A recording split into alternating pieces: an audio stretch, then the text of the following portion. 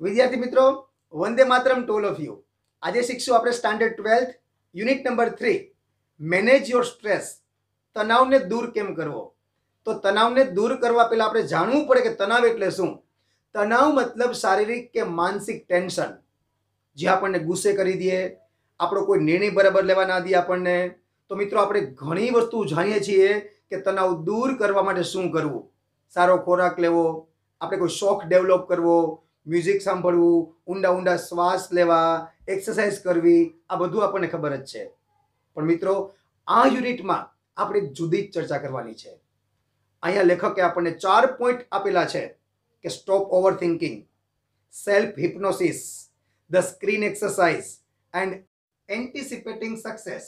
આ 4 પોઈન્ટની આપણે ડીપમાં ચર્ચા કરશું અને શીખીશું આપણે કે તણાવ કેમ દૂર કરવો.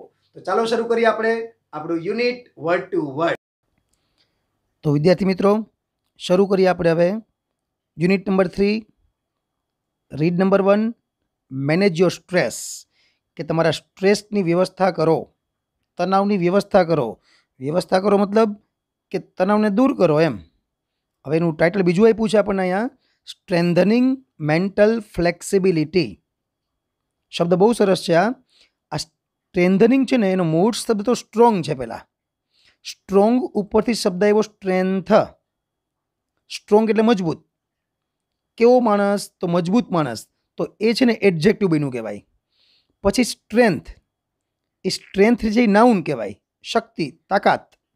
પછી એનું વર્બ બન્યું આ સ્ટ્રેન્થન, મજબૂત બનાવવું, એનું વર્બ બન્યું. તો મિત્રો, આ ખાસ ધ્યાન રાખવાનું. અને વર્ડ ફોર્મેશન કહેવાય. એક શબ્દ ઉપરથી બીજો શબ્દ કેમ બને અને આપણને કામ લાગે ને, એ કરેક્શનમાં કામ લાગે આપણને. કે લીટી કરેલો ભાગ સુધારો, એમાં બહુ કામ લાગશે. એટલે ખાસ ધ્યાન રાખજો, બરાબર. કે જ્યારે તમને લીટી આપી હોય સ્ટ્રોંગમાં અને આવતો અહીંયા સ્ટ્રેન્થ, તો આ તમને બધા શબ્દ આવડતા હોય તો ખ્યાલ આવે ને. એટલે ધ્યાન રાખજો. સ્ટ્રેન્થનિંગ મેન્ટલ ફ્લેક્સિબિલિટી એટલે કે માનસિક પરિવર્તનશીલતા અથવા લવચિકતા પણ કહેવાય. એટલે માનસિક પરિવર્તનશીલતાને મજબૂત બનાવવી, એવું આપણું આ ટાઇટલ થયું. તો ચાલો હવે આપણે પાઠને વર્ડ ટુ વર્ડ માણીએ. Mind, emotion and body are closely interlinked. ખાસ ધ્યાન રાખજો, ઇન્ટરલિંક્ડ મતલબ કોરિલેટેડ, એટલે આંતરિક રીતે જોડાયેલા. And always work together. હવે બાદ મિત્રો, આપણા આ 3 શબ્દો છે ને, એની ઉપર આપણો આખો પાઠ આધારિત છે, બરાબર. લેખકનું શું કહેવું જો પહેલાં, કે આપણું માઇન્ડ છે, પછી આપણી ઇમોશન એટલે આપણી લાગણીઓ, અને આપણું શરીર, આ 3 છે ને એકબીજારે ક્લોઝલી ઇન્ટરલિંક છે અને ઓલવેઝ વર્ક ટુગેધર, અને હંમેશા સાથે જ કામ કરે છે. બહુ મહત્ત્વની વાત છે. જો કે આપણું માઇન્ડ અને બોડી અને આ ત્રીજું છે ઇમોશન, આ બધું જ આ 3 એક સાથે કામ કરતા હોય ને, તો જ આપણને કામની સફળતા મળે. તમને એક્ઝામ્પલ આપું. જો તમે ધારો કે ક્લાસમાં ભણતા હો, તમારું બોડી ક્લાસમાં છે, ટીચર ભણાવતા હોય, ટીચરને એમ હોય કે આ ફલાણો વિદ્યાર્થી આપણી સામે બેઠો જ છે, બરાબર. પણ તમારું માઇન્ડ દોડતું હોય બીજે, તમારું માઇન્ડ ઘરે જ દોડતું હોય, ઘરે તમારે ગેસ્ટ આવ્યા હોય, તમારી રાહ જોતા હોય, તમે અહીંયા ખોવાઈ ગયેલા હો, તો મતલબ તમે જે પણ કામ કરતા હો એ કામ તમારું બરાબર પાર પડે નહીં.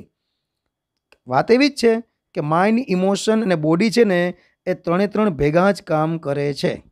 ઇટ હેલ્પ્સ યુ ડિસ્ટિંગ્યુશ એટલે સેપરેટ, જુદું પાડવું, them more clearly if you try to understand them separately. કે જો તમે આને અલગ અલગ સમજવાની કોશિશ કરશો ને, તો તમે તેને જુદા પાડવામાં તમને તેને હેલ્પ મળશે. મતલબ કે તમે એક એકને અલગ અલગ સમજશો ને, તો વધારે તમે ક્લિયરલી બધું સમજી શકશો કે આપણું માઇન્ડનું કામ શું, ઇમોશનનું કામ શું, બોડીનું કામ શું. આ અલગ અલગ સમજવાની વાત છે. Your mental capacities are your abilities. હવે જો અહીંથી પ્રશ્ન પૂછાય કે what are your mental capacities, તો આન્સર આમ થાય, your mental capacities are your abilities. તમારી માનસિક ક્ષમતા એ શું છે? તો કે તમારી ક્ષમતા છે. શેની ક્ષમતા? To concentrate, to take in new information, to remember old and new information, and to be in position to think logically. बहु मित्रों सरस है जो कि तमारी मेंटल केपेसिटी शुं छे तो कि तमारी क्षमता छे शेनी क्षमता छे कॉन्सन्ट्रेट करवानी पछी to take in new information नवी माहिती मेळववानी पछी नवी अने जूनी माहिती याद राखवानी अने लॉजिकली एटले के तार्किक रीते विचारवानी आ क्षमता जेनामां होय ने आ बधी क्षमता एनो मतलब एनी मेंटल केपेसिटी स्ट्रोंग कहेवाय। You need your mental capacity के तमारे तमारी मेंटल केपेसिटीनी जरूर पड़े। जरूर शेमां पड़े? इन ऑर्डर टू स्टडी भणवा माटे, टू वर्क काम करवा माटे, to impose a constructive and workable order on your life and to make rational day to day decisions.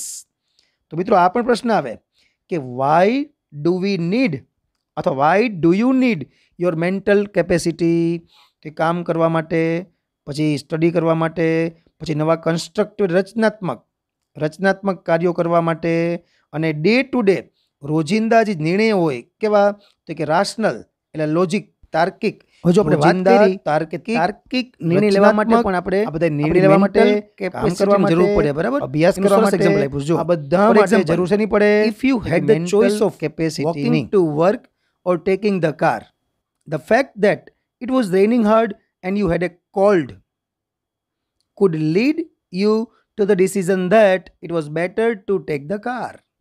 આખી 3 લાઈનનું એક સળંગ વાક્ય છે જો કે ધારી લ્યો કે તમારી પાસે ચોઈસ છે। ચોઈસ કઈ છે? એક walking to work or taking the car કે તમારે કામ પર ચાલીને જવું કે પછી કાર લઈને જવું। પણ હકીકત એ છે શું કે ઇટ વોઝ રેનિંગ હાર્ડ, એક તો સખત વરસાદ વરસી રહ્યો હતો અને બીજું શું યુ હેડ અ કોલ્ડ, તમને શરદી હતી। આ બે વસ્તુ હતી, સખત વરસાદ વરસતો હતો, તમને શરદી હતી। ઓપ્શન બે હતા, કાર લઈને જવું કે વોકિંગ જવું।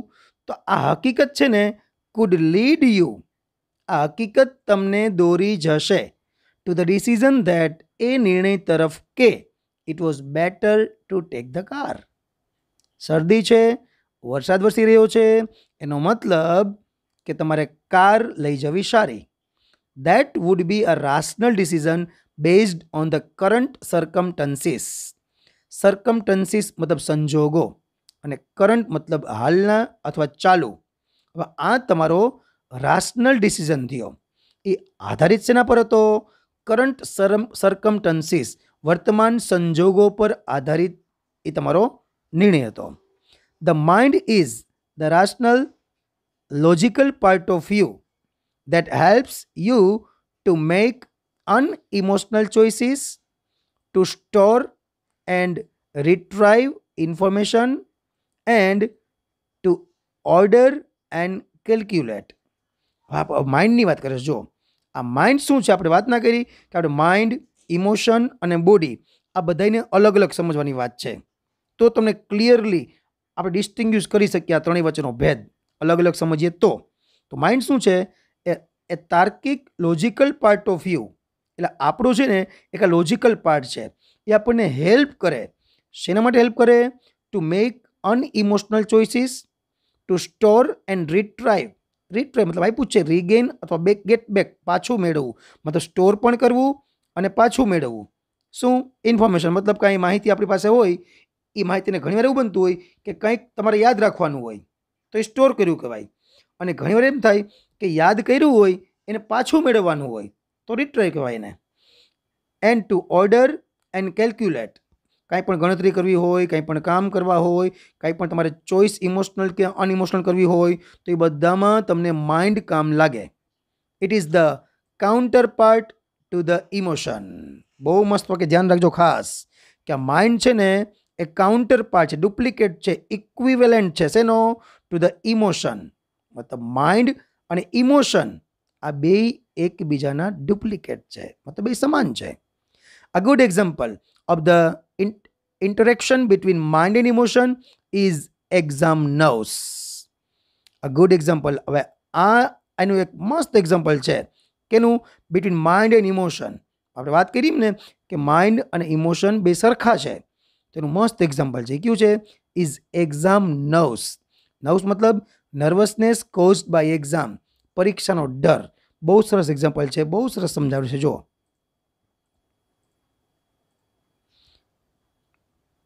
Your mental capacity has helped you written what you have revised. તમારી મેન્ટલ કેપેસિટી છે ને, બરાબર, તમારી તમારી માનસિક તાકાત છે, એણે તમને હેલ્પ કરી છે. શેના માટે? રિટેન એટલે કે રિમેમ્બર, યાદ કરવામાં. શું યાદ કરવામાં? What you have revised. તમે જે રિવિઝન કર્યું છે, તમે જે કંઈ વાંચ્યું છે, એ બધું જ તમને યાદ રાખવામાં એને હેલ્પ કરેલી છે. You know your stuff. તમે તમારી તાકાત જાણો જ છો. તમે અતિશય વાંચેલું હતું, તમે ખૂબ મહેનત કરેલી હતી. But when you enter the exam room, તમે બધું રિવાઇઝ કર્યું, તમે બધું જ યાદ રાખ્યું, અને પછી તમે તમારા એક્ઝામ રૂમમાં તમે પ્રવેશ કર્યો. And start getting emotional. જો સ્ટાર્ટ અને સ્ટોપ પછી હંમેશા આઈએનજી આવે. તમે બધું જ વાંચ્યું હતું, બધું રિવિઝન કર્યું હતું, પણ જેવા તમે પરીક્ષા ખંડમાં દાખલ થયા, એન્ડ સ્ટાર્ટ ગેટિંગ ઇમોશનલ, તમે થોડાક ભાવુક થઈ ગયા, તમે થોડાક લાગણીશીલ થઈ ગયા. શેનાથી? By expecting difficulties and imagining failure. અહીં એક બીજું નિયમ યાદ રાખજો કે બાય પછી પણ સીધું ક્રિયાપદ આવે આઈએનજી વાળું. આ પ્રેપોઝિશન્સ આવે ને, by, in, on, before, after, આ બધાય પછી સીધું ક્રિયાપદ આઈએનજી વાળું આવે. પાછા મૂળ વાતમાં આવી જઈએ આપણે. તમે બધી તૈયારી કરીને ગયા હતા, તમે જેવા પરીક્ષા ખંડમાં આવ્યા કે તરત તમને થોડાક લાગણીશીલ થઈ ગયા, થોડાક ભાવુક થઈ ગયા, તમને વિચાર આવ્યો શેનો? તો કે ડિફિકલ્ટીઝ. તમે થોડીક મુશ્કેલીનો ખાલી વિચાર આવ્યો છો, ખાલી. એન ઇમેજિનિંગ ફેલિયર, તમને ફેલ થવાનો થોડોક ડર લાગી ગયો. તમને પરીક્ષા ખંડમાં આવ્યા, હજી પ્રશ્નપત્ર તમારા હાથમાં નહોતું આવ્યું, ત્યાં જ તમને વિચારવા માંડો કે આપણું આજનું પેપર અઘરું હશે તો, મને નહીં આવડે તો, બસ આ વિચાર આવી ગયા. અને ઓલ ઓફ અ સડન, અને એકાએક શું થયું? The carefully stored information. પણ કેવી ઇન્ફોર્મેશન? કે કેરફુલી સ્ટોર્ડ ઇન્ફોર્મેશન, બહુ સારી રીતે કાળજીપૂર્વક જેને તમે સ્ટોર કરી હતી, જે માહિતી તમે કાળજીપૂર્વક વાંચેલી હતી, ઇઝ નો લોંગર અવેલેબલ. હવે ત્યાં પ્રાપ્ય નથી. મતલબ કે બધું ભૂલાઈ ગયું. જો આ તો ઘણા વિદ્યાર્થીઓની ફરિયાદ હોય કે સાહેબ અમે બહુ વાંચી છીએ, અમે કેટલું કડકડાટ પાકું કરી જાય, પણ સારું પરીક્ષામાં જ છે ને ભૂલાઈ જાય છે, કાંઈ પરીક્ષામાં જ કાંઈ યાદ નથી આવતું. તો એ સાચી વાત છે, એને રિવિઝન તો પૂરેપૂરું કર્યું હોય, પણ એકને એક્સપેક્ટેશન એનું નબળું થઈ જાય ને, એકવાર એને મનમાં વિચાર આવી જાય એકવાર કે હવે મને ડિફિકલ્ટીઝ આવવાની છે, હું નાપાસ થઈશ, મને માર્ક ઓછા આવશે, એ વિચાર આવી જાય ને તો યાદ કરેલી બધી જ વસ્તુ ભૂલાઈ જાય. આ સાવ સાચી વાત છે. Your emotions have bad the way to your inner information store. Your emotion મતલબ તમારા જે વિચારો, તમારી લાગણી હતી ને, એને શું કર્યું? એ બેડ, અટકાવ્યું, પ્રિવેન્ટ કર્યું એને. The way to your inner information store. તમારી અંદર જે સ્ટોર કરેલી જે માહિતી હતી ને, એને શું કર્યું? એને અવરોધી, એને પ્રિવેન્ટ કરીને અટકાવી, કેને? તમારી લાગણીએ, તમારા વિચારોએ, તમારા ઇમોશન આ બધું કામ કર્યું. Do you find yourself reacting in any of the following ways? હજુ નીચે આપણને કેટલાક મુદ્દા આપ્યા છે અને પ્રશ્ન પૂછે છે કે do you find your self, તમે તમારી જાતને આમાં અનુભવો છો ક્યારેય? રિએક્ટિંગ એટલે કે પ્રત્યુત્તર આપો છો, મતલબ તમને લાગુ પડે છે. In any of the following ways, નીચે તમને થોડાક મુદ્દા આપ્યા છે. શું એ મુદ્દા તમને લાગુ પડે છે? જોઈએ, સરસ મુદ્દા આપ્યા છે. જો લાગુ તમને પડતા હોય તો સ્વીકારજો તમે, તો પાઠ સમજવાની મજા આવશે. મુદ્દા નંબર 1 કયો છે, જુઓ. You find it difficult to concentrate on things. કે કોઈ વસ્તુ ઉપર તમારે એકાગ્ર મન કરવું હોય તમારું, મતલબ તમે કોઈ વસ્તુમાં એકાગ્રતા કેળવી શકતા નથી, અથવા તો તમને એકાગ્રતા કેળવવામાં તકલીફ પડે છે. જો તમને પડતી હોય તો મતલબ આ તમને લાગુ પડતું વસ્તુ કહે, બરાબર? તો આપણે શું કરવું ને એ આવશે આગળ હજી. બીજો મુદ્દો, your memory is letting you down frequently.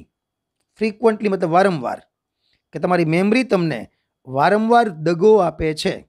આવું બને ઘણી વાર કે યાદ તમે ખૂબ જ રાખ્યું હોય અને અચાનક બધું ભૂલાઈ જાય. આમાં આ તમને લાગુ પડે છે કે નહીં? મુદ્દો પહેલો કયો હતો? કોન્સન્ટ્રેટ કરવામાં તકલીફ પડે. બીજો મુદ્દો, તમારી મેમરી તમને દગો આપે છે. હવે જોઈએ મુદ્દા નંબર 3.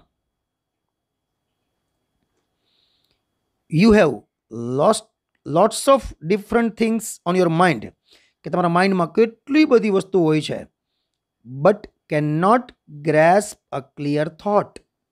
મગજમાં કેટલા બધા વિચારો ચાલતા હોય પણ કોઈ ક્લિયર થોટ ના મળે, આમ કોઈ પર્ટિક્યુલર ટોપિક ના મળે કે હા સાચી વાત છે ભાઈ, આ જ વસ્તુ ઉપર હું વિચાર કરતો હતો.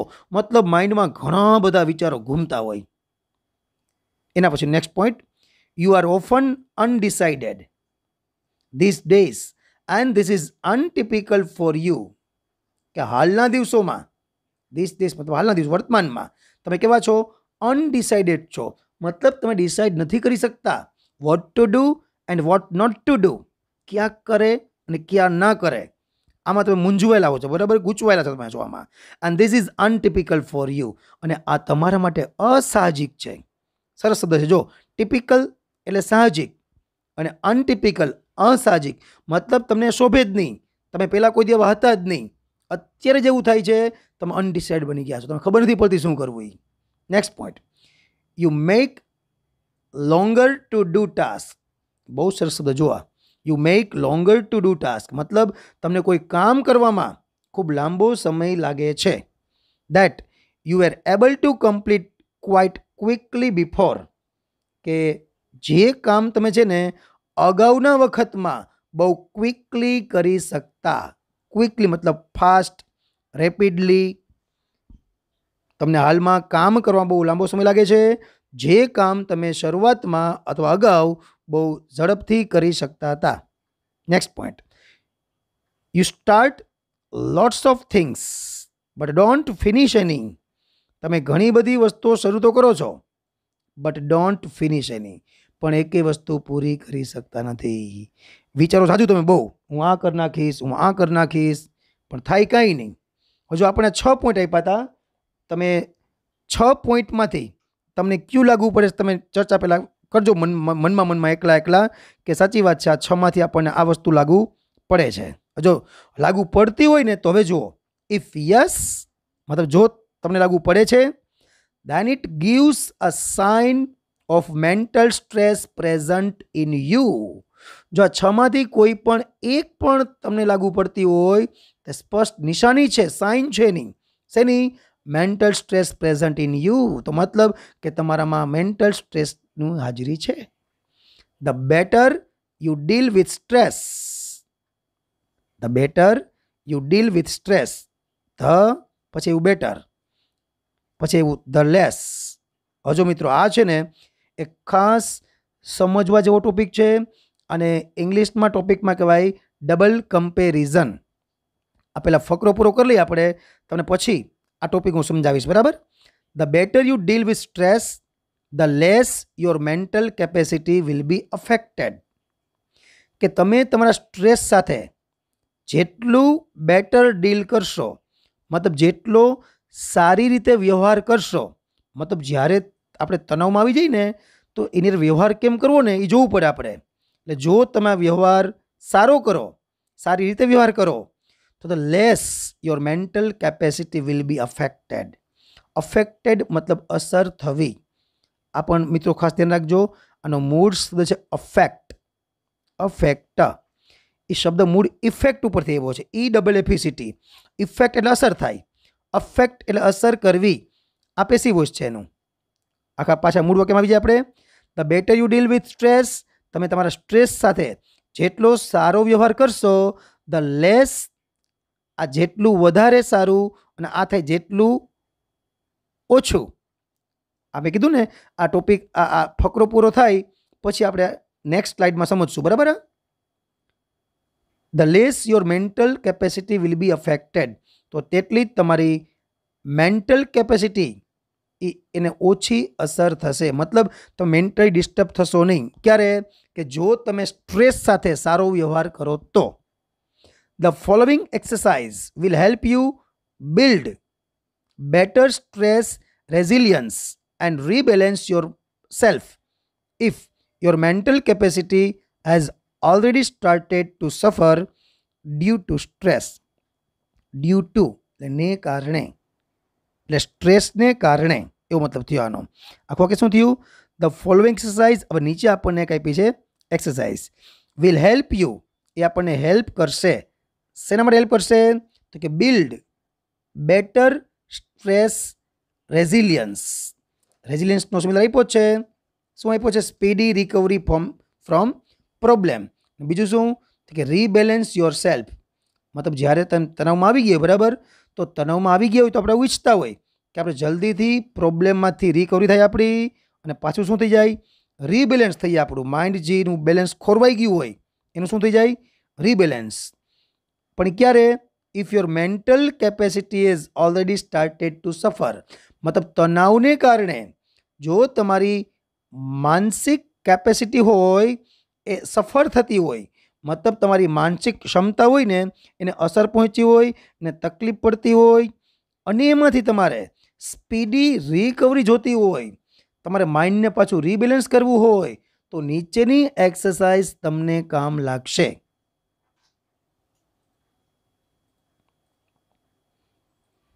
હવે એક્સરસાઇઝનું નામ છે આપણું, જો આપણે વચ્ચે તો આપણે ડબલ કમ્પેરિઝન ટોપિક જોવાઈ ગયો આપણે.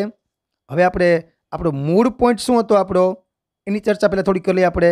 કે મૂળ પોઈન્ટ આપણો એવો હતો કે જ્યારે આપણી માનસિક સમતુલા ખોરવાઈ ગઈ હોય, તણાવને કારણે આપણે કેટલું બધું સહન કરવું પડતું હોય, અને પછી એ તણાવમાંથી આપણે સ્પીડી રિકવરી જોતી હોય, આપણે આપણા માઇન્ડને પાછું રીબેલેન્સ કરવું હોય, તો નીચેની એક્સરસાઇઝ આપણને કામ લાગશે. તો મિત્રો, આપણે જે ટોપિકની વાત કરેલી હતી એ ટોપિકનું નામ છે ડબલ કમ્પેરિઝન. જો આપણે આની પહેલાં કમ્પેરિઝન એટલે કે શોવિંગ કમ્પેરિઝન, ડિસ્ક્રાઇબિંગ કમ્પેરિઝન એ ટોપિક શીખો આપણે. એમાં શું કરતા આપણે કે ડિગ્રીનું વાક્ય બનાવતા. ડિગ્રી 3 પ્રકારની શીખા આપણે: પોઝિટિવ, કમ્પેરેટિવ અને સુપરલેટિવ. તો અહીંયા આપણે જે વાત કરવાની છે ને એ માત્ર ને માત્ર કરવાની છે કમ્પેરેટિવ ડિગ્રીની. એ કેવી રીતે ઉપયોગ થાય જોઈએ આપણે. તો સૌપ્રથમ તો આ ટોપિકનો ઉપયોગ જોઈએ આપણે. તો આ રચના દ્વારા જેટલું વધારે તેટલું વધારે, જેટલું વધારે તેટલું ઓછું, જેટલું ઓછું તેટલું વધારે, જેટલું ઓછું તેટલું ઓછું વગેરે પ્રકારની સ્થિતિ દર્શાવાય છે. હવે એનો મતલબ શું થાય? જો આપણે એમ કેવું હોય કે તમે જેટલું વધારે કામ કરશો તેટલા વધારે રૂપિયા કમાશો. તો થઈ ગયું જેટલું વધારે તેટલું વધારે. હવે આપણે એમ કેવું હોય તમે જેટલો વધારે ટાઈમ બગાડશો તેટલા ઓછા પૈસા કમાશો. તો આ શરત કઈ થઈ ગઈ આપણી? જેટલું વધારે તેટલું ઓછું. હવે શરત નંબર 3 કઈ છે આપણી? જેટલું ઓછું તેટલું વધારે. તમે જેટલું ઓછું ટીવી જોશો તેટલા વધારે માર્ક્સ મેળવશો, બરાબર. પછી જેટલું ઓછું તેટલું ઓછું, તમે જેટલું ઓછું ખાશો તેટલા ઓછા જાડા થશો. એટલે આ બધી 4 પ્રકારની શરત દર્શાવવા ડબલ કમ્પેરિઝન વપરાય. હવેની રચના કેવી હોય જુઓ. પહેલાં ધ આર્ટિકલ ફરજિયાત, પછી બીજામાં આવશે કમ્પેરેટિવ એડજેક્ટિવ એટલે કે કમ્પેરેટિવ ડિગ્રીનું રૂપ. એ કેમ હોય આપણે એક્ઝામ્પલ જોશું હમણાં. પછી સબ્જેક્ટ એટલે કર્તા અને વર્બ એટલે ક્રિયાપદ. આ 4 સ્ટેપ ખાસ જોવાના. પહેલાં ધ આર્ટિકલ, પછી કમ્પેરેટિવ ડિગ્રીનું વિશેષણ, કર્તા અને ક્રિયાપદ. હવે કેમ જો, the higher you go in the air. પહેલાં શું આવ્યું? ધ. તો આ ધ આર્ટિકલ આપણો આવી ગયો. બીજા સ્ટેપમાં કમ્પેરેટિવ ડિગ્રીનું વિશેષણ એટલે કયું આવ્યું? હાઈ. હાઈનું કમ્પેરેટિવ કયું થાય? તો કે હાયર થાય. ક્યારેક ઈઆર લાગે, ક્યારેક મોર લાગે. એ તો આપણને કમ્પેરેટિવ ડિગ્રી આવડતી હોય ને તો જ આવડે, બરાબર હતો. ધ હાયર, પછી યુ કરતા, ગો ક્રિયાપદ. તો વાક્ય શું બની ગયું? The higher you go in the air. તમે હવામાં જેટલા ઊંચે જાઓ, ધ લાઇટર એર બીકમ્સ. તો હવા તેટલી જ વધારે પાતળી બને. જેટલું વધારે તેટલું વધારે. અહીંયા ધ, પછી ઈઆર અને કર્તા ક્રિયાપદ. અહીંયા ધ, પછી ઈઆર અને કર્તા ક્રિયાપદ. આ બંનેની રચના સરખી હોય, વચ્ચે માત્ર ને માત્ર આવે એક અલ્પ વિરામ એટલે કોમા. એ મૂકવું ફરજિયાત છે આમાં. બીજું સેન્ટેન્સ જુઓ, the smaller the house is, કે ઘર જેટલું વધારે નાનું, ધ ચીપર ઇટ ઇઝ, તેટલું વધારે સસ્તું. જો પેલા ધ આવી ગયો, સ્મોલનું સ્મોલર થઈ ગયું, પછી ધ હાઉસ કરતા અને ઇઝ ક્રિયાપદ. તો બાજુની બીજી રચના પણ એવી, વચ્ચે અલ્પવિરામ આવી ગયું, પછી ધ ચીપર એટલે કે ધ આવી ગયું, ચીપનું ચીપર એટલે કે કમ્પેરેટિવ એડજેક્ટિવ આવી ગયું, અને કરતા ક્રિયાપદ ઇટ ઇઝ આવી ગયા. ધ ફાસ્ટર યુ ગો, તમે જેટલા વધારે ઝડપથી જશો, ધ અર્લિયર યુ રીચ, તેટલા વહેલા પહોંચશો. ધ આર્ટિકલ, પછી ઈઆર વાળું વિશેષણ, કરતા ક્રિયાપદ, અલ્પવિરામ, પાછું ધ આર્ટિકલ, ઈઆર વાળું વિશેષણ, કરતા ક્રિયાપદ. આ બંને રચના સરખી, વચ્ચે માત્ર અલ્પવિરામ. જો અહીંયા પણ એ જ રચના બીજી છે, બરાબર આપણી આ. Example number 4, the less you spend. અહીંયા જુઓ, આમાં હાયર હતું, અહીંયા સ્મોલર હતું, અહીંયા ફાસ્ટર હતું, તો અહીંયા તો એવું કંઈ આવ્યું નહીં. તો અહીંયા મિત્રો તમારે યાદ કરવું પડે કે લેસ છે ને એ લિટલનું કમ્પેરેટિવ છે. મૂળ શબ્દ આમાં કેમ ફાસ્ટ થાય, આમાં સ્મોલ થાય, આમાં હાઈ થાય, એમ લેસનો મૂળ શબ્દ છે લિટલ એટલે કે ઓછું. તો આ થાય વધારે ઓછું. ધ લેસ યુ સ્પેન્ડ, તમે જેટલા ઓછા પૈસા વાપરશો, ધ મોર યુ સેવ, તેટલા વધારે તમે બચાવશો. ક્લિયર? તો આને ટોપિકને કહેવાય ડબલ કમ્પેરિઝન. ચલો હવે આપણે પાઠમાં પાછા આગળ વધીએ. તો એક્સરસાઇઝ કઈ એની ચર્ચા આપણે કરીએ, બરાબર. તો એક્સરસાઇઝનું નામ છે સ્ટોપ ઓવર થિંકિંગ. આ પેલો પોઈન્ટ આપણો, બરાબર. જો હવે, when task and pressures start building up, the mind can sometimes go into overthinking. બહુ સરસ વાક્ય. જુઓ, વેન ટાસ્ક એટલે કાર્ય થાય, આપણા કામકાજ, તમારે હોમવર્ક કરવું હોય, તમારે કંઈ મતલબ કંઈ પાકું કરવું હોય, તમારે કોઈને હેલ્પ કરવાની હોય, જે હોય તે. એન્ડ પ્રેશર, અને અમુક પાછું પ્રેશર પણ આવ્યું આપણી ઉપર. ટીચરે કીધું હોય આપણને કે આટલા માર્ક્સ આ વખતે ટેસ્ટમાં આવવા જ જોઈએ. આ બધું ભેગું થાય ને પછી શું થાય? Start building. આ બધું ભેગું થાય તો the mind can sometimes go into overthinking. ત્યારે માઇન્ડ છે ને ક્યારેક આપણું ઓવર થિંકિંગમાં વહી જાય. And you come to the thought, અને તમને એવો વિચાર આવી જાય કે I wish there was a switch in my head, કે કાશ મારા હેડમાં એક સ્વિચ હોય, that I could flick and turn off all the thoughts going around in my mind. કે કાશ મારા માથામાં એક સ્વિચ એવી હોય કે સ્વિચને હું બંધ કરી દઉં અને turn off all the thoughts going around in my minds, અને મારા માઇન્ડમાં ચાલતા બધા જ વિચારો પણ બંધ કરી દઉં. વિચાર તમને એવો આવી જાય કે કાશ મારા માથામાં એક સ્વિચ હોય, સ્વિચ બંધ કરું અને વિચારો બંધ થઈ જાય. શું કામે? તમે એટલા ઓવર થિંકિંગમાં ગરકાવ થઈ ગયા હોય. હજી જે ઘટના બની જ ના હોય ને એ ઘટના વિશે તમે વિચારવા માંડ્યા હોય કે આમ થશે ને ફલાણું ને ઢીકડું ને પૂછડું ને ચાલુ કર્યું વિચારવાનું. હકીકતમાં કંઈ બન્યું જ ના હોય અને તમે અગાઉથી ઓવર થિંકિંગ કરતા હો. It is not that easy. પણ હકીકતમાં તમે જે ઓવર થિંકિંગમાં ચાલ્યા ગયા હો, બરાબર, તો એ કંઈ સ્વિચ બંધ કરો અને વિચારો બંધ થઈ જાય, એ એટલું ઇઝી નથી. There is a technique to help your self during the problem of over thinking. તમારે ઓવર થિંકિંગની સમસ્યામાંથી બહાર નીકળવું હોય તો there is a technique to help your self. તો ઓવર થિંકિંગમાંથી બહાર નીકળવું હોય તો એના માટેની એક સરસ ટેકનિક છે. ટેકનિક કઈ છે જુઓ. સે your self repeatedly during the day, કે તમારી જાતને દિવસ દરમિયાન વારંવાર કહો. શું કહો? એક સરસ સ્લોગન છે. જો આ સ્લોગન તમારે યાદ રાખવાનું છે. જ્યારે પણ ઓવર થિંકિંગમાં વહી જાઓ તમે તો ત્યારે તમારે આ સ્લોગન યાદ રાખવાનું છે. સ્લોગન શું છે ખાસ જુઓ. I have no expectations. Expectation મતલબ આશા, કે મને કોઈ આશા છે જ નહીં. And I will deal with whatever happens when it happens. Deal with મતલબ થાય એનો સામનો કરવો. ડીલ વિથ સામનો કરવો. મને કોઈ આશા છે જ નહીં. આઈ will deal with whatever happens. જે કાંઈ બનશે ને એનો હું સામનો કરી લઈશ. અને વેન ઇટ હેપન્સ, એ જ્યારે પણ બનશે.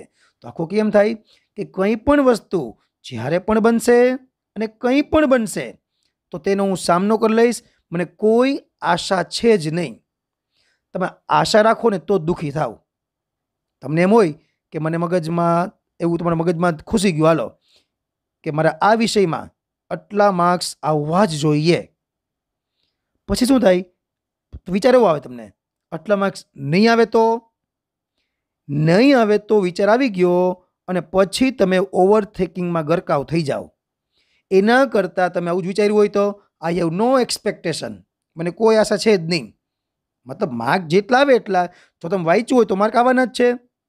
પણ વાંચ્યું હોય છતાંય નેગેટિવ વિચારીને આપણે, ત્યારે ઓવર થિંકિંગનો પ્રશ્ન આવે છે. એટલે સ્લોગન કયું થયું આપણું? મને કોઈ આશા નથી, કંઈ પણ બનશે ને જ્યારે પણ બનશે એનો હું સામનો કરી લઈશ. When you think about a stressful day that lies in front of you, your thoughts run approximately like this. When you think about a stressful day, તમે વિચારતા હો કે મારો આવતીકાલનો દિવસ છે ને બહુ સ્ટ્રેસફુલ રહેવાનો છે. એટલે બધા શું થયું? a stressful that lies એટલે પડેલું હોવું, in front of you, કે જે સ્ટ્રેસફુલ ડે તમારી સામે જ પડેલો છે. તમને મગજમાં આવી ગયું છે કે આવતીકાલે મારે આટલા કામ કરવાના છે, મારે કંઈ પહોંચાય એમ છે જ નહીં. તો your thoughts run approximately like this. તો તમારા વિચારો લગભગ કંઈક આ રીતે દોડે છે. એપ્રોક્સિમેટલી અબાઉટ, લગભગ. Oh my God, I have so much to do. હે ભગવાન, મારે તો કેટલું બધું કામ કરવાનું છે. I must do X and Y and Z. મારે મતલબ ફલાણું કામ છે, ઢીકડું કામ છે, પૂછડું કામ છે. And after that A and B needs to get sorted out as well. આ ફલાણું ઢીકડું પૂછડું થઈ ગયા, પાછા એ બીજા નીકળ્યા. હવે આની પાસે આપણે શબ્દો નથી, બરાબર? વાત એવી છે કે આ એક્સ કામ ને વાય કામ ને ઝેડ કામ એટલાય છે, અને એ અને બી એને પણ મારે હજી સોલ્વ કરવાના છે. I don't know how I am going to do it all. હું જાણતો જ નથી, મને ખબર પડતી જ નથી કે આ બધું પૂરું કઈ રીતના કરીશ. I want even have time to it. મને તો જમવાનો પણ ટાઈમ મળશે નહીં. જો સાંભળજો મિત્રો, હજી આ કાંઈ દિવસ તમારી સામે આવ્યો નહોતો. તમે તો માત્ર સ્ટ્રેસફુલ ડેની કલ્પના કરી હતી કે આવતીકાલે આમ બનવાનું છે, અને તમે આટલું બધું વિચારવા માંડ્યા, બરાબર? તો ચલો અહીંયા આપણે આપણા યુનિટનો, એટલે કે યુનિટ નંબર 3 રીડ નંબર 1 એનો આપણે પાર્ટ 1 પૂરો કરીએ.